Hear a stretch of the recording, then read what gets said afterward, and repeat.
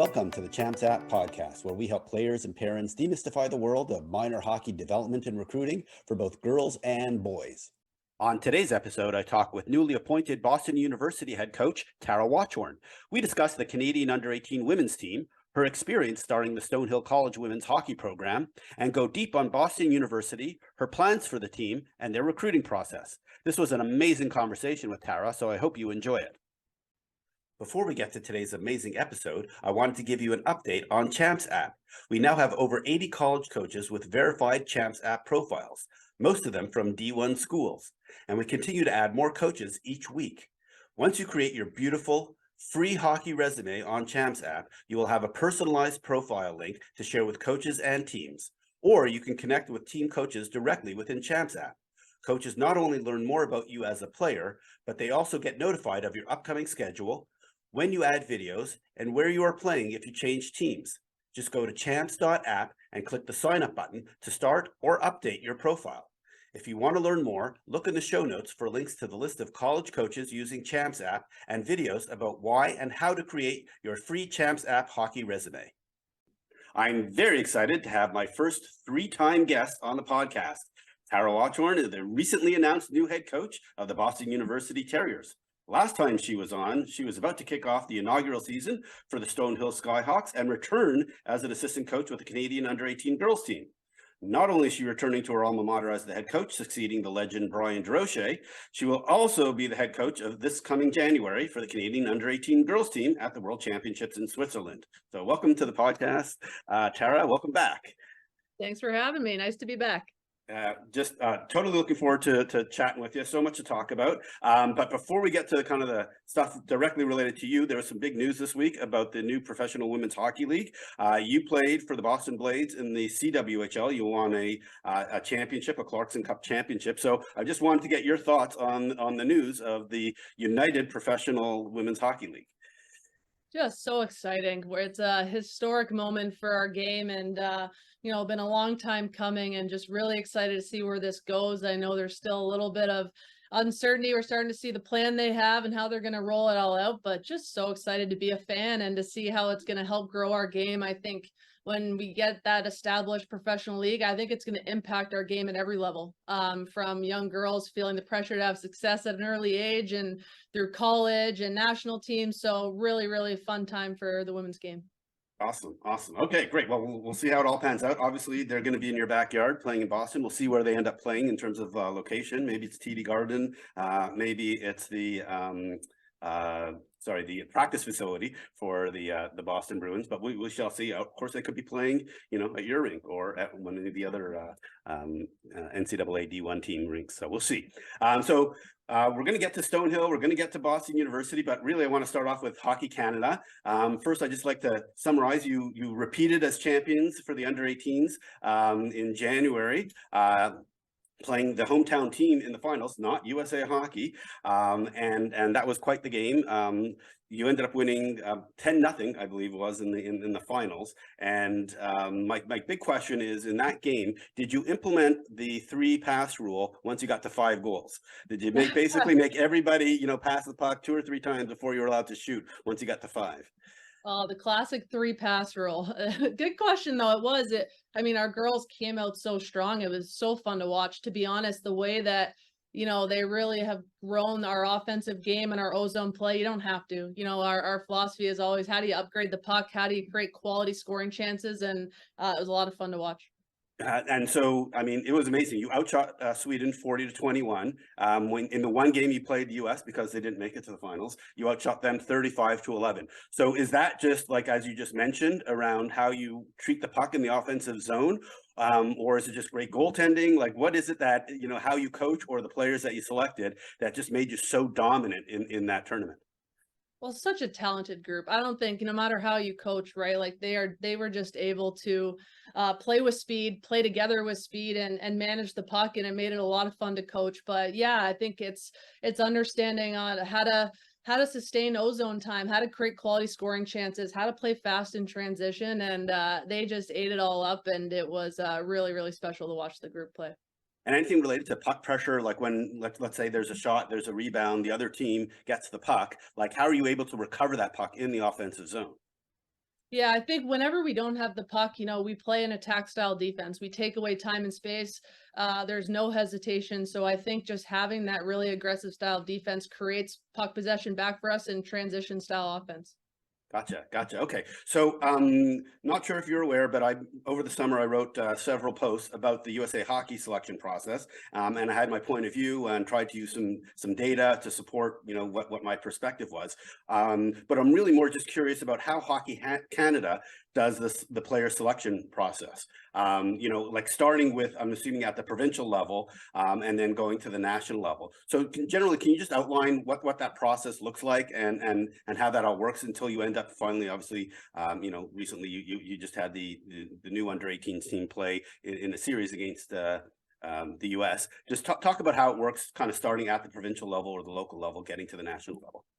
Yeah, I really, really respect our process with Hockey Canada, and from our team of scouts, our regional scouts, and our head scout, they're watching our girls play from grassroots. Hockey Canada in general really invests in the grassroots programming at all of our provincial levels and helping build that. But with regards to evaluating, our regional scouts are out there watching them from the ages of, I don't know exactly how young, but all the way up through minor hockey. And so when it comes to putting our selection camps together, they pull those players for us because they're the ones watching them play. They're the ones watching them develop. And it's a team effort. And then we get best on best when we get the camp together in August, 2 teams worth of girls playing. And then we work together as a group of coaches and scouts to name the final team. There's a really, really in-depth ranking process, feedback process, because ultimately, especially when you look at this under 18 age group, we're talking about development. So it's not just the selection and ranking and evaluating. It's, okay, how do we do that? Pick the best possible team to compete in that moment, but also invest in that larger pool of players long-term and with the feedback process and player development. So, I know we talk about it now within Hockey Canada. It's a selection process. Just because you don't necessarily get selected for that August team doesn't mean you're not being developed and evaluated for future teams down the road. And I think that's the mindset we really want to shift for our program. And Gina's done a great job with that. Oh boy, there's a lot in there that I want to talk about. Okay, so do you mind if I break it down into a little bit more detail? So yeah, I'll try to answer as many as I can. Okay, so you mentioned that at the regional level you have folks watching. So are they watching throughout the year, and does that impact like how they get selected even at the 18s camp, like who are picked? So specifically, this is my understanding is that at USA Hockey, how you perform during the camp is really what matters. They don't look at your body of work. They're looking at how you performed in those 5, 6, 7 days that you're there, not at the body of work, because what matters is at that moment. Does Hockey Canada have a different perspective?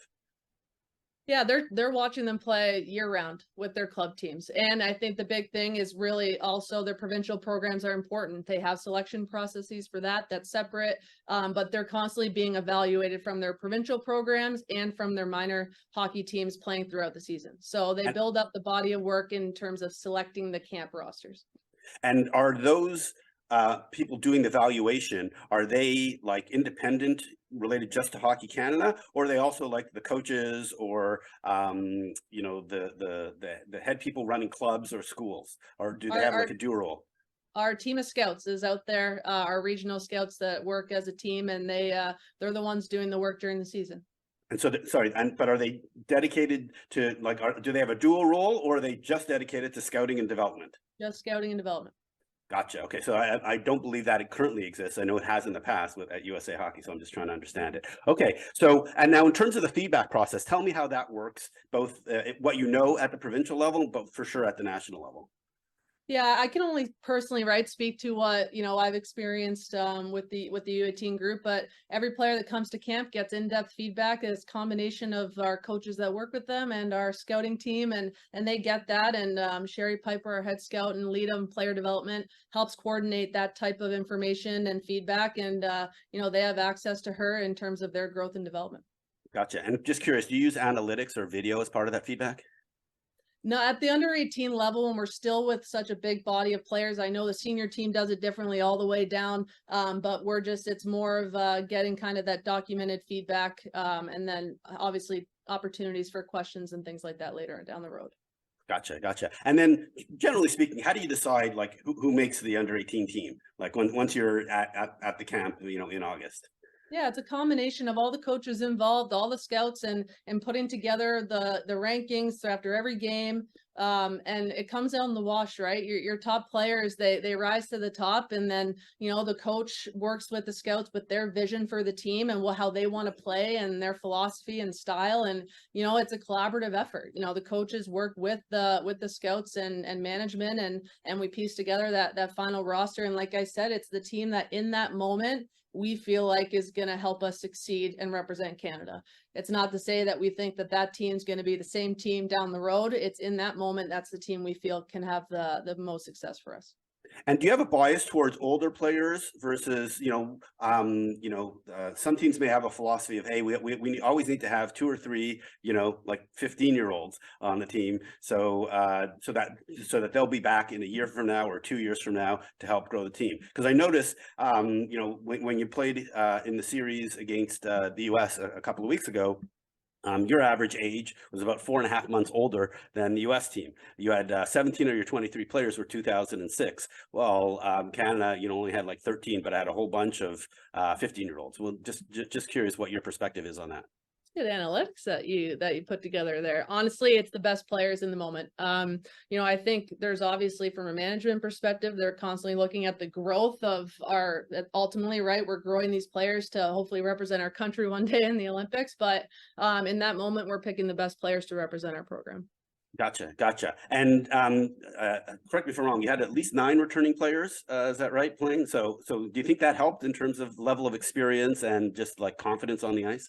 Yeah, from my perspective on the coaching side and getting to work with the girls that have been there and been exposed to that high performance environment to play in world championships and represent your country, like that experience, especially at this age, is you really see it, right? It really allows them to hit the ground running and play with confidence. So from my perspective and how I've experienced it as a coach, like I think it definitely doesn't hurt.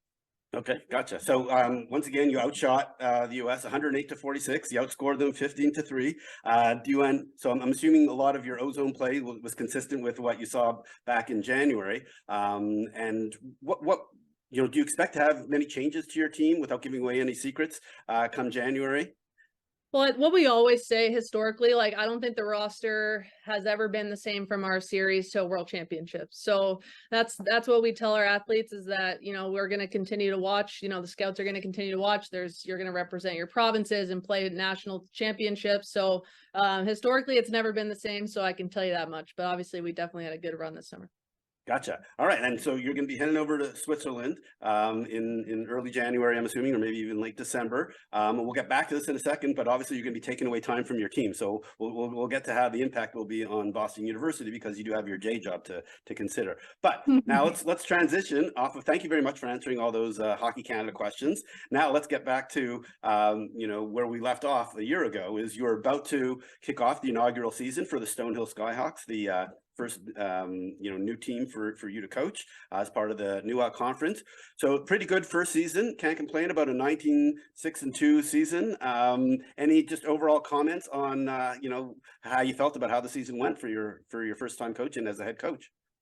Yeah, what an amazing year. I have nothing but fond memories and so much appreciation for the young women that took a chance on me and took a chance on a new program. And they're going to be an amazing group to watch moving forward. But from day one, they bought in, they were open, they competed every day, and they were just such a pleasure to work with. I feel so passionate about the culture and the foundation that they laid. And I know, manufacturing a legacy is in their future. Awesome. So you made it all the way to the semifinals. You lost to St. Anselm in the semifinals. Looking back on just that game, what do you think was the reason why you weren't able to make it to the finals? It was a good game. I mean, it probably was one of the best games I've seen our team play. I think, it just the way that it went. Sometimes you don't get that goal that you need in big moments. But I really, reflecting back on it, was so impressed with how our team played. I think St. A's goalie played well and capitalized special teams, but it was a good fun game for sure. Great. Yeah, because I had Jen Kindred on the podcast just a couple of months ago. So she commented on making it to the finals against LIU. So great. Awesome. So overall, what do you attribute the success of the team? Was it recruiting, coaching, goaltending, or just weak competition? Most of those what you just named, but I mean, we had great goaltending, which kept us in. I think about some of those the early months when Zooks and Eve were playing amazing for us and facing 30-40 shots a game. Like they kept us in it early on with our young group getting used to the D1 level. But I honestly think it was our attention to detail in everything that we did, and the girls bought in, like our habits, building our language and our on ice and off ice identity. I think like we laid that foundation and then it just grew from there. So I attribute it to their amazing talent. So obviously I felt like that 04 group, there was like we talked about probably way back on the first podcast. I felt like there was a lot of talent still out there, and I think that group of girls proved that they deserve to be D1 athletes, and they definitely showed that. So I think their talent obviously allowed for a lot of success, but their buy-in and the foundation we built and culture, I think, really allowed us to have a great first year. Yeah, and having so many like true freshmen on the team, that only bodes well for the next 2-3 years as they continue to mature and gel as a team even further. So I'm just curious. I mentioned this earlier as it relates to Hockey Canada. Were you able to use analytics this year with your team, and if so, how? Yeah, I mean, we use Instat, and it's something that I love to use to complement, everything else that you're doing, right? It's not something that you lean on ultimately and only, but it definitely is something that allows us to break down film, get a sense of especially time on ice, shift length, impact on your shifts, and apply things that we can use with players individually so they can have a bigger impact on the game, and then also as a team. But to me, shift length, time on ice, and all of that is was a great place where we started with it. And I'm curious, do you use it more from a, overall coach, here's my philosophy, I want to see how well we're implementing my system, or do you more use it at the individual level and saying, hey, let's look at you and say, okay, these are the areas where the analytics show that you're really strong, and here are the areas that if you just work on these 3 things, that'll get you up to a new level.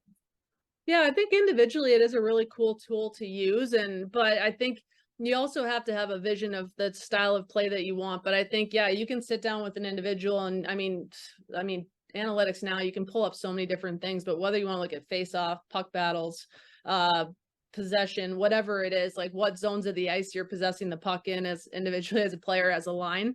I think all those things are great tools you can work with individually. For me, we have a set kind of list of habits that are controllable things for us, and those are things that maybe not every analytics program can track for you, but something that we like to track, and to me those are controllable habits that will lead to the ultimate success that we want. And I'm assuming then you sit down individually, probably as a coaching staff with players and kind of go through the data, help them understand. Is that correct? For sure. Okay, cool. All right. So just a couple more questions about Stonehill. So what went better than expected, given it was your first time starting a new program, and what didn't go as expected? That's a great question. Well, I mean, I think ultimately, my reflection after the year was kind of what you already alluded to, our ultimate record. I felt in my mind, we kind of had a plan to build, maybe account for a slow start, or, our to kind of peak for playoffs. I did not foresee us putting together the body of work that we did. And I think like reflecting back on our record is pretty cool. And I think like I said earlier, it's a testament to the fact that we have amazing athletes in our team that we're ready for the D1 level. So I think that's the biggest thing, just that ultimate body of work and the record that the girls put together. On the other side of things, I mean, learned so much. Throughout the year, I think one thing I really that really stuck with me is that, especially when you build from scratch, I had this vision in my mind how it's going to go, and we're going to phase 1, phase 2, phase 3, and you want the culture to be perfect, but it was to get comfortable with it not being perfect, and to understand that like through every adversity, every challenge, which there was so many of them, every hard conversation and relationship, that's what was important for our culture. Because every time that how you decide to deal with that, that's setting the precedent for what's important to you and what you value. So I think like coming to the understanding that it's not about it being perfect, but it's about taking pride in how we respond to every imperfection. Gotcha. So related to the imperfections, looking back, what would you do differently?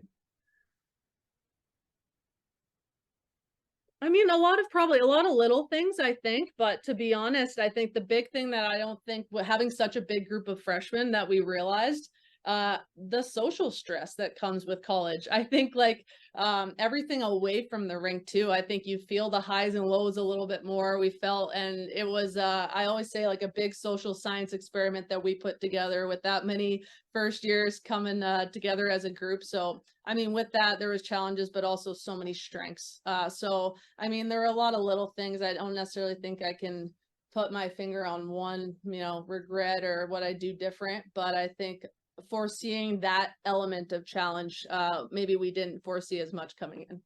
Gotcha. Okay, no, we're gonna start transitioning into Boston University and how you can apply the learnings from this from your first year as a true head coach. But let's actually just talk about Boston University. I've had many alumni of Boston University, whether coach or players, on the podcast, but never the actual head coach or one of the assistant coaches. So let's just get the basics out of the way. Boston University, it's in the middle of Boston. Huge, large city, large number of students. Let's just talk about the school and what the strengths are of the school are. Yeah, an amazing academic institution and an amazing city. I think you nailed it in the first two. And I always laugh, my staff will laugh at me, but I always preface everything with I'm biased because I fell in love with BU and I was going through the process and got to play here. But I really do feel like you can have it all at BU. That we have majors that span almost every area. You can really major in what you want and figure out your academic career and future here. We have world-class faculty and programs that you're going to be challenged and have an amazing degree when you walk away from here. You have the amazing culture and diversity and excitement of a city, and I truly feel like you can make your experience what you want it to be here. Whether you want that smaller community feel or you want to, explore the city more, whatever it is, I really just feel like you'll be challenged as a person, as a student, and as an athlete. And I really do feel like you can do all three at BU. You can do all three of those areas, and you can do it in a big way. And I really felt like, for me personally, as a player, I grew here, not just athletically, but as a person. I like to think that's what we provide for the girls now. Gotcha. And let's talk about the facilities for the hockey program. I know you play at Walter Brown Arena, which is right behind me, as well as I believe you have a practice facility next door from what I remember from walking around right next to Nickerson Field. So maybe just talk about the facilities. Obviously, they're pretty world class because you guys are definitely attracting some top players to the school. Yeah, so we play and practice at a Walter Brown. We have our own rink. So there's two rinks. Our men have a rink, and Walter Brown is our own rink for the women's program. So pretty awesome. It's a great arena with a lot of history, a great atmosphere for games. We get the band in there and the dog pound and that low ceiling, and it's an amazing place to play. One of the great atmospheres, I think, in college hockey. But yeah, great setup there, and can't complain, really. I know we have some potential renovations on the horizon and hopeful for that in the summers to come. Gotcha. Okay, so now let's just talk about how you got the job. So Brian DeRoche, legend there for, I don't know, decades as the head coach. You played for him, you coached with him. So was it always part of the plan to come back, and how did it all work? Well, I'd say first, I always say Brian took a chance on me as a young coach. So he helped me fulfill dream number one, was just coaching at my alma mater and making a career out of coaching. The fact that I got to kind of transition from my playing career right into college Division I coaching, it was pretty special. And I attest my entire career thus far to that opportunity and just ran with it. I think, so like I said, the dream to coach at your alma mater, no doubt. And then starting to realize that the dream of being a head coach at my alma mater is something that is a possibility. It's definitely a dream come true getting this position. And I can't believe it's this early or this, this young in my career, but it's not lost on me how special this is. All right, so you didn't answer my question. So when you left BU, did you think there was a chance you'd be coming back? Because Brian could only coach for so long. I was just wondering if that's it, or you're going to ignore my question. Oh, I think like for sure in the back of my mind, right? Like ultimately being a head coach at your alma mater is a dream for sure. So a little bit faster than I may have anticipated, but it was always something that was on my radar for sure. Gotcha. Okay, so let's just talk about your staff. So you brought back, you brought with you Megan Myers, who was with you at Stonehill, and then you you were the assistant coach to Courtney Kessel, who was the head coach of the under-18s. So I can imagine you two figured out that you can get along pretty well, even if the roles would be reversed. So just talk about the recruiting of your staff. Yeah, pretty lucky. I like to think we have the dream team staff here. Megan had to bring her with me, no doubt. She is an amazing coach. The girls absolutely love her. The way that she builds relationships with people and her passion for the game is contagious. So happy to have Megan with me here at BU. And yes, you nailed it on the head with Court and I. Our careers have been intertwined our entire lives as players, and we've played with and against each other, and we've played with each other on provincial teams, national teams, all the way up to the senior national team for Team Canada. So we've always found that liking to each other and building that relationship as players. And last year for the under-18 team in Sweden was the first time we ever got to be behind the bench together, and I think we realized that we really enjoyed doing that. And I don't think it matters honestly what role we're in. I feel so grateful to have her by my side and that she wanted to take on this journey with me.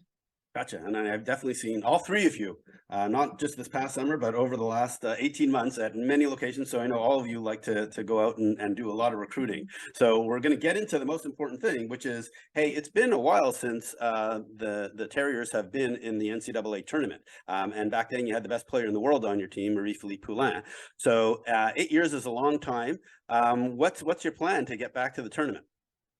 Yeah, that's definitely our plan, and our goal is to get back on the national stage. And to be honest, when I think of BU and everything that this program has to offer, no reason that we shouldn't. But I think the biggest thing is winning the right way and building that foundation. And I think it's, building relationships here, setting the culture that we want, attention to detail, and who we are as people, and how we train and how we compete, and really creating that identity that we want. And it starts there. So it's going back to the basics, and having faith that when you really put that attention to detail on the little things, the big things will add up. Okay, will there be a change to the style of play, or a certain style of play that you really want to implement? Well, I think you'll see more of just the teams that I've coached in the past. I think it's attention to detail on habits, the controllable things, and how we play away from the puck, and then creating transition offense so we can be creative with the puck. So I think playing fast by being predictable to each other offensively, but being really hard to play against defensively, and really taking away time and space. Okay, and based on what you've seen from the top programs, many of them in the WCHA, what do you think it's going to take to compete at that level with those top 5 teams? Yeah, it's no easy feat, that's for sure. I think obviously a good goaltender is never going to hurt you if you want to make a run for a national championship, but team defense in front of that. And I think you're able to do that and build that as your team identity. I think you'll give yourself a chance to compete at any level, and finding chemistry offensively and having all 5 players every time they're on the ice impactful is ultimately the goal.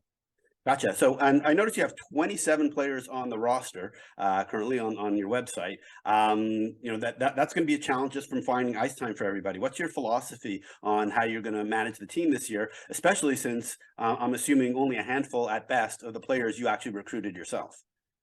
Yeah, it's been really cool in that, not being here not too long ago as an assistant, I have some previous relationships with the girls, and but I told them, I like to think you guys think I can grow in 2 years, and I'll give you that same benefit of the doubt. So the seniors were actually freshmen when I was here last. So, but yeah, it's been 2 years. So I think the biggest thing is communication, and there's going to be no perfect world. There's going to be hard conversations, but just trying to be as upfront as possible, as early as possible, and just keeping that line of communication open will be important when you're talking about managing a roster of that size.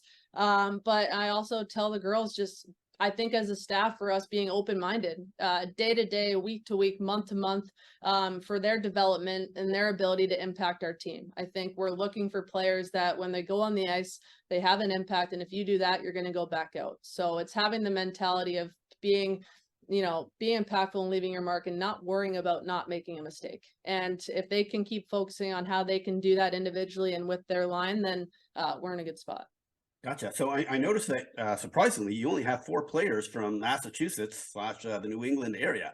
Do you know if that was intentional, or is it just worked out that way? And would you anticipate more getting folks from your neck of the woods going forward? Or would they be actually from Canada, from the under-18 team, I guess would be the other option.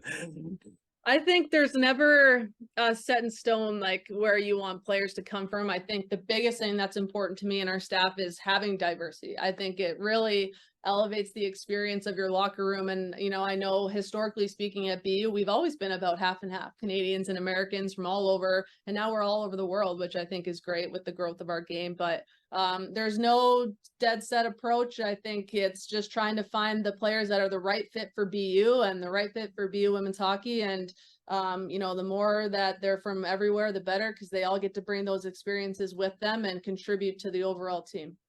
Okay, all right. So now you're going to have a challenge in early January, which is how are you going to have time to both do the under-18s team and coach BU at the same time, especially since a couple of your games overlap if things go well. So you're going to be in Switzerland, and I'm assuming Courtney will probably take over as head coach while you're gone for those two games in January 12th, 13th weekend. So. That right? For sure. And that's the best part about having an amazing staff is that we have the staff to do it. So they'll take the helm while I'm gone, and I have no doubt that they'll be in good hands. Okay. And how many of the players from the under-18 have you already recruited for Boston University in 2024 or 2025? Yeah, well, I think you can assume that every coach in college hockey is probably recruiting those guys. That's for sure. Gotcha. All right. So let's move a little bit into the recruiting side of things. I want to get your impression on the transfer portal. I know there's a team right nearby you, a school right nearby you, who lost two of their top players. I don't know if they were lost, but they graduated. But they went to another top program, and it's been a challenge for kind of some of the non-top 5 schools holding on to their players as some of those players go to top 5 schools. I wonder what your perspective is. Obviously, it can work both ways, but what are your thoughts on the transfer portal and the competitiveness at the D1 level? Yeah, it's an interesting landscape to say the least. But, you know, I think ultimately you want the student athlete to be happy. We want happy young women walking around this campus. And I hope we create an environment where that's where, you know, girls want to be. I think it's part of the landscape. For me, I hope it's not too big of a part of our landscape. I want to develop players that come in here who are BU through and through and want to be Terrier alum. But, you know, I think that there's always going to be different circumstances that, you know, lend it to be, you know, useful in that moment. So I think don't want it to be a huge part of our landscape, but ultimately we know that it is part of the overall landscape. And do you feel like pressure, or like is the bar set from your school that you need to win every year? Because it's my understanding that there's at least 2 or 3 of these schools where there is that pressure that you're expected to win every year to at least make the finals of the Frozen Four. It's definitely something that we have a goal for ourselves every year with the way that we support this program, with, you know, the way that we treat hockey at BU. Yeah, it's where we want to be. There's no doubt. But I think where I feel like it's a great fit here is that we want to do it the right way. It's a piece of the puzzle, but you want student athletes that are growing, you want student athletes that are becoming leaders, and you want to create an environment where we're winning the right way. I think we want to win, but all of those other things are important just as much. Gotcha. And this is probably the 3rd time I'm asking you this question, and I'm sorry I'm going to ask it to you again. But what do you look for when you're recruiting a player? Yeah, well, love the question, right? I think you need the foundational skill set. Obviously, you need to be able to skate the game at the highest levels and carry a puck and shoot a puck. But for me, beyond that, I always look for, does the play continue with you or end with you? Because the difference is when you play at the highest levels, you can't do it alone. And it's the players that can read off each other, you know, make 5-foot, 10-foot plays, you know, get that play to the offensive zone. So whether it's puck protection and things like that. So I really look for players that continue the play. And I think beyond that, if you can shoot off the pass, if you're, especially at a young age, you're going to elevate yourself in any capacity, because that's how you score at the next level. So I really just look for players that can play with people around them, that have compete and make people around them better. And then how do you, so let's get into more specific recruiting questions. How do you decide, you know, when and how to make an offer to a player? How does that all work? There's no specific science to it. It's a collaborative decision we make as a staff, and based on the touch points we've had, based on where we feel and how we feel they could contribute to our program. You know, if you think about it, there's only a very small percentage of players that you kind of know right away going into that next recruiting cycle that, like, they'll help us, so I think those ones are easy, but you work down your depth chart, you start to build an entire picture of a young woman based on her personality and character and how they would contribute to your team on and off the ice, academic fit, people that love BU just as much as we do. So I think as you start to go through that recruiting process, getting to know the girls and their families is important, and what they want out of their experience and what we want out of the experience. So I think all of that is just try to piece together the entire puzzle. Gotcha. And from my interactions with Brian DeRoche over the last couple of years, when I see him at events and said hi, coach, and things like that, he was very meticulous about taking notes along the glass, and I'm sure you've seen that yourself, and very responsive to my questions. And my understanding is that he also was very responsive to emails, whether even if you weren't old enough by the June 15th date, you'd at least acknowledge kind of your emails and things like that. And it also seems that it kind of funneled down to anyone that worked for him at some point in his career, even the alumni of the other coaches. So I'm just wondering, what do you do when a player emails you, and how do you respond? Like, do you respond to all of them? Do you pick and choose some of them based on, what they say in the email, or what you know about the player? Like, how do you, what's your philosophy on responding to inquiries from players?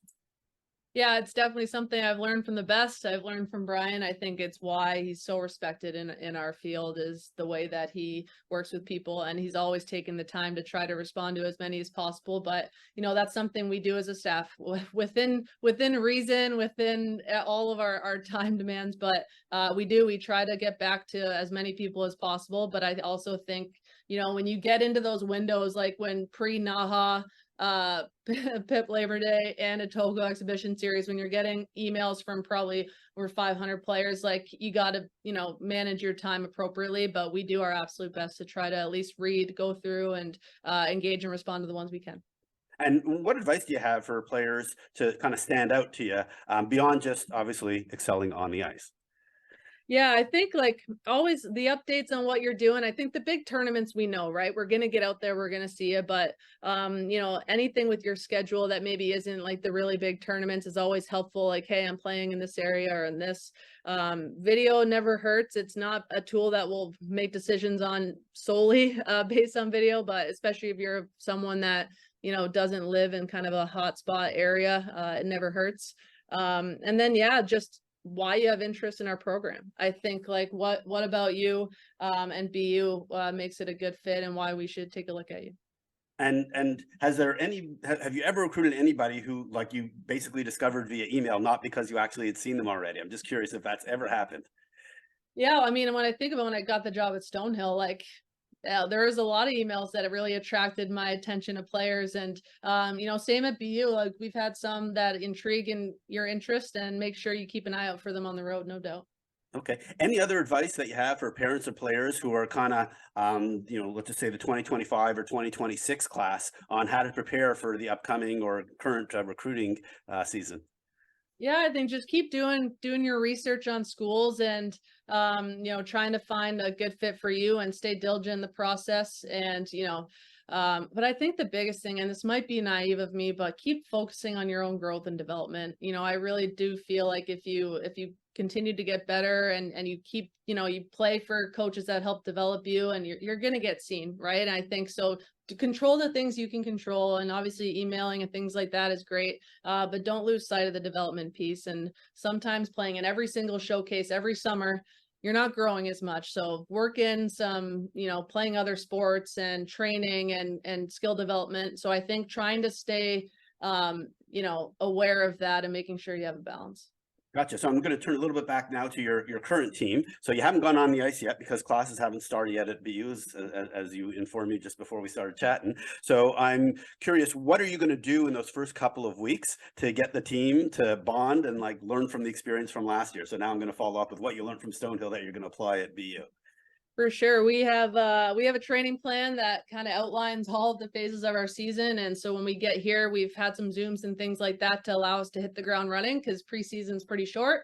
But yeah, we got a plan. We're going to get on the ice next week and start to build our foundation with our habits, and highlight some areas of skill development we think would be beneficial for our group. and then we'll dive into some team concepts right away and start to build that. So we're going to hit the ground running. It's probably going to be a little bit of video heavy in the first few weeks, but excited to just get on the ice with them and get a sense for where we're at.